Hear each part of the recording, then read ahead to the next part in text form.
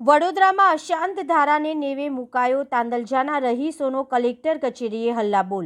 વડોદરાના તાંદલજા વાસના canal road પર આવેલી એક નવી રહેણાંક સ્કીમ સામે સ્થાનિક રહીશોએ ઉગ્ર વિરોધ નોંધાવ્યો છે।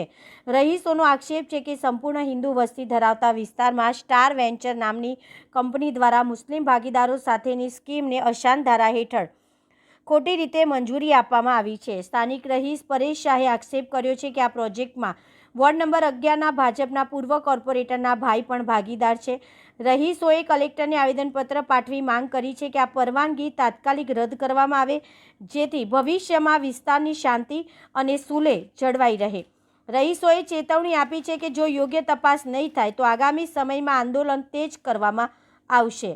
અમે અક્ષરાર્યા સોસાયટીમાં તાંદલજા સન ફાર્મા રોડ ઉપર રહીએ છીએ અને અમારી સોસાયટીની બાજુમાં જ આ સોસાયટી મતલબ તાંદલજા વિસ્તારના પ્લોટ બાજુમાંથી લેવામાં આવ્યો છે અને એના વિશે અમે અહીંયા રજૂઆત કરવામાં આવ્યા છે કે જે અશાંત ધારા હેઠળ જે અશાંત ધારા લાગુ પડે છે અને છતાં પણ તાંદલજા વિસ્તારના જે પબ્લિક છે એ લોકોએ અમારે તે પ્લોટ ખરીદ્યો છે, એટલે એના માટે અમે અહીંયા અરજી કરવા આવ્યા છીએ સરને।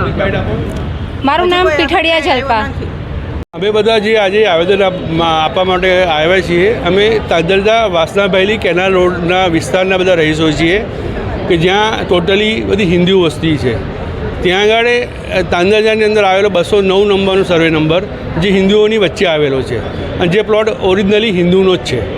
અત્યારે અમને 5 કે 7 દિવસ પહેલાં ખબર પડી ત્યારે લોકો સાફ સફાઈ કરવા આવ્યા ત્યારે કે સ્ટાર વેન્ચર કરીને કોઈ કંપની છે, એમાં હિન્દુ મુસ્લિમ બધા ભાગીદારો કરીને છે, એટલે એ લોકોએ એ પ્લોટ અશાંત ધારાની પરમિશન કેવી રીતે લીધી છે, કારણ કે આજુબાજુના વિસ્તારના રહીશોને કોઈ ખબર જ નથી અંદર।